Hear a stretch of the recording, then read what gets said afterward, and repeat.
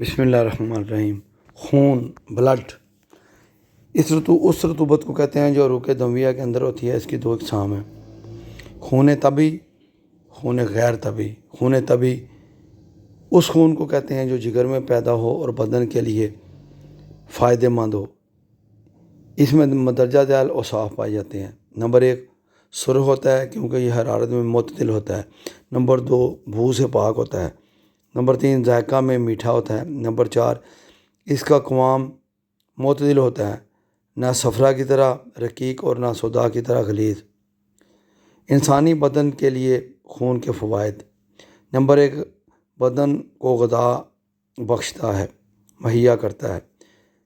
بدن کو حرارت بخشتا ہے جس سے بدن خارجی سردی کے نقصانات سے محفوظ رہتا ہے۔ روح کی سواری ہے، یعنی خون ہی کے ذریعے روح پھیپھڑوں سے سارے جسم میں پہنچتی ہے، آکسیجن کو جسم میں لے کے جاتا ہے اور کاربن ڈائی آکسائڈ کو جسم سے خارج کرتا ہے۔ چہرے کے حسن و جمال، یعنی چہرے کو تر و تازہ رکھتا ہے۔ طبیعت کو طاقت اور قوت اسی سے حاصل ہوتی ہے، اس لیے طبیعت اس کو کسی حال میں بھی چھوڑنا نہیں چاہتی۔ یہی وجہ ہے کہ کسی دوا سے بھی خون کا استفراغ نہیں ہوتا۔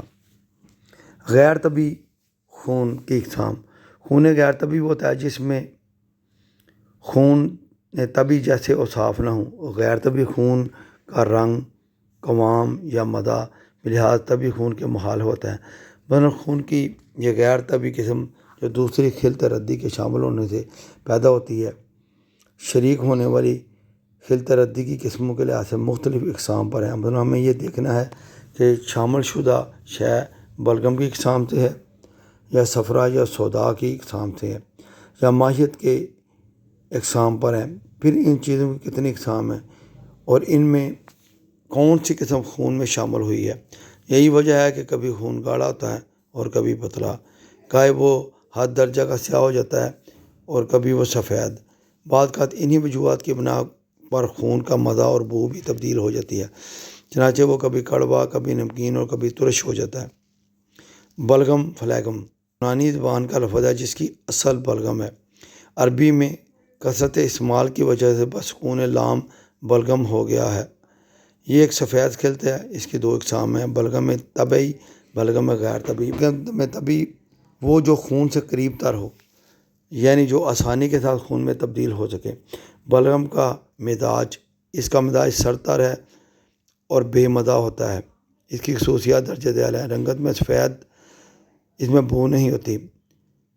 بدن میں اس کے فوائد، جب بدن میں خون کی کمی ہو جاتی ہے تو یہ خون میں تبدیل ہو جاتا ہے، اعضاء کو تر رکھتا ہے تاکہ وہ کثرت حرکات سے خشک نہ ہو جائیں۔ یہ دماغ کے تغذیہ میں صرف ہوتا ہے، یہ خون میں شامل ہو کر لیس پیدا کرتا ہے۔ غیر طبی بلغم، قوام کے لحاظ سے غیر طبی بلغم جس میں بلغم میں طبی جیسے اوصاف نہ پائے جائیں، یعنی اس کا مدہ اور قوام طبی حالت پر موجود نہ ہوں۔ اس کی 5 اقسام ہیں۔ نمبر 1، بلغم مخاطی، ناک سے نکلنے والی رطوبت۔ نمبر 2، بلغم خام، یہ رقیق اور غلیظ بلغم کے درمیان میں ہوتا ہے، اس میں مخاطی کی بنسبت سردی زیادہ ہوتی ہے۔ بلغم ماہی، یہ رقت میں پانی جیسا ہوتا ہے، اس میں سب سے زیادہ برودت یعنی سردی ہوتی ہے۔ نمبر 4، بلغم زجاجی، اس کا قوام پگھلی ہوئی کانچ کی طرح لیسدار ہوتا ہے، مزہ گاہے ترش اور کبھی پھیکا ہوتا ہے۔ نمبر 5، بلغم جسی یا زجاجی، اس کا قوام نہایت غلیظ اور سب سے زیادہ سفید ہوتا ہے۔ ذائقے کے لحاظ سے بلغم کی اقسام۔ بلغم مالح، یہ گرم خشک ہوتا ہے، مزہ کے لحاظ سے نمکین ہوتا ہے۔ بلغم حامض، یہ ترش ہوتا ہے جو سرد خشک ہوتا ہے۔ بلغم افس، یہ ایک کسیلا بلغم ہے اور سرد خشک ہوتا ہے۔ بلغم مسیخ، یہ پھیکا بلغم ہے اور سرد اور کچا ہوتا ہے۔ بلغم خلو، یہ مزہ میں شیریں ہوتا ہے اور بات بار کیفیت گرم تر ہوتا ہے۔ بلغم کی ضرورت اور اہمیت۔ انسانی حرارت طبیعت کے ساتھ مل کر بلغم طرف متوجہ ہو کر بلغم کو پورے طور پر پکا دیتی ہے۔ جب بلغم پک کر خون بن جاتا ہے تو ان اعضاء کو جن کو خون کی ضرورت ہوتی ہے مہیا کر دیا جاتا ہے۔ بلغم کا جسم میں جمع ہونے کے لیے کوئی ایسا برتن نہیں جس میں وہ جمع رہے، جیسا کہ پتا صفرا کو جمع کرنے کے لیے بلغم کے لیے کسی برتن یعنی اعضاء کے نہ ہونے کی وجہ یہ ہے کہ چونکہ بلغم بالکل خون ہی ہوتا ہے اور اس کی ضرورت ہر اعضاء کو ہوتی ہے، لہٰذا مناسب یہی ہے کہ بلغم بھی خون کے ساتھ ہی اعضاء جسم میں دورہ کرتا رہے، تاکہ جس عضو کو خون نہ ہونے کی صورت میں غذا کی صورت محسوس ہو تو یہ بلغم فوراً خون میں تبدیل ہو کر اعضاء کے تغذیہ میں یعنی خوراک میں خرچ ہو جائے۔ بلغم جسم میں اعضاء کو خشک نہیں ہوتا، یہ اعضاء کو رگڑ سے محفوظ رکھتا ہے۔ بلغم جوڑوں کے اندر ایک لیسدار رطوبت پیدا کرتا ہے جس سے جوڑ تر اور چکنے رہتے ہیں اور بآسانی حرکت کر سکتے ہیں۔ صفرا تبھی صفرا خون کا جاگ ہوتا ہے جس کا رنگ شوخ سرخ اور ہلکا تیز زعفرانی ہوتا ہے۔ صفرا جس قدر زیادہ گرم ہوگا اتنا ہی زیادہ سرخ ہوگا۔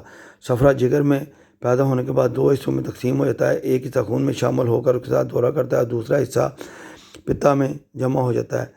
پہلا حصہ جو خون میں شامل ہوتا ہے وہ خون میں ضرورت اور نفع کے لحاظ سے دورہ کرتا ہے، چنانچہ ضرورت یہ ہے کہ خون میں صفرا شریک ہو کر ایسے اعضاء کے تغذیہ میں صرف ہو جس میں صفرا کی کافی مقدار غذا کے طور پہ خرچ ہوتی ہے، جیسے پھیپھڑے، اور یہ کہ صفرا خون میں شریک ہو کر اس کو لطیف اور رقیق بنا دے جس سے وہ تنگ راستوں میں بآسانی دورہ کر سکتا ہے۔ دوسرا حصہ جو پتا میں جمع ہوتا ہے وہ بھی ایک ضرورت اور فائدہ کے لحاظ سے اس طرح آتا ہے، چنانچہ ضرورت اس کی 2 طرح کی ہوتی ہے۔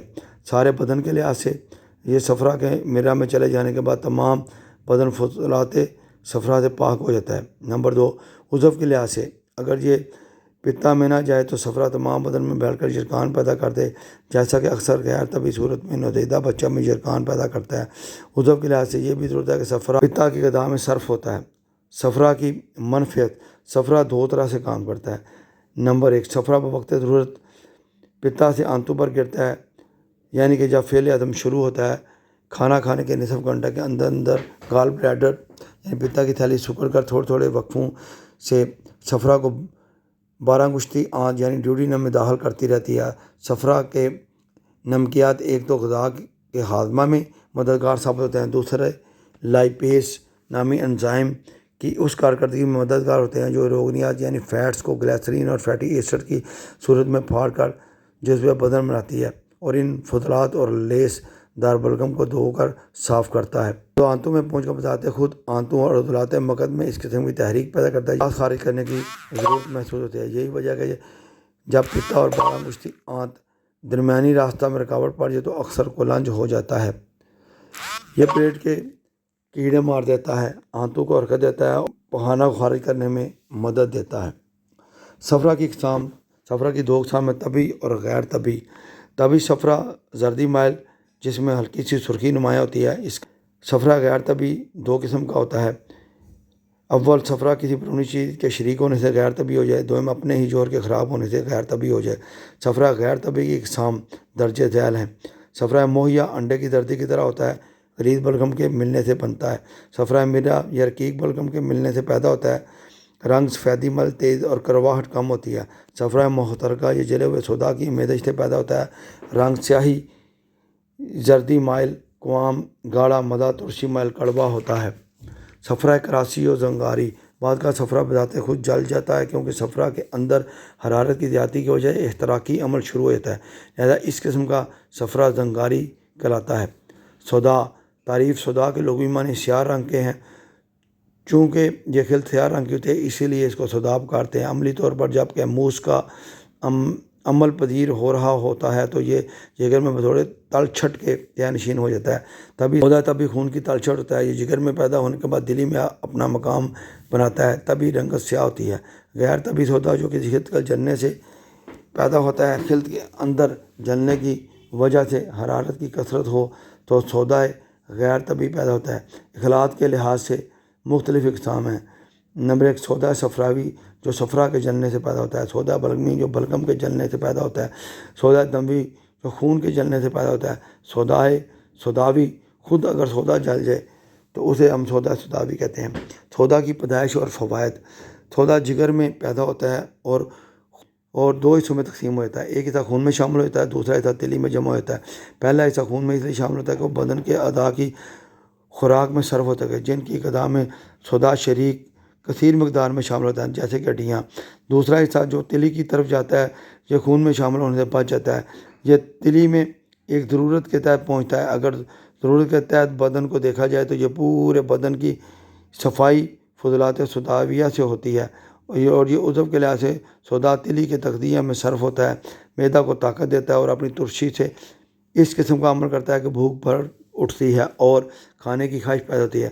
سودا کی ضرورت اور فوائد: خون کو قوی, مضبوط اور گاڑھا کرتا ہے.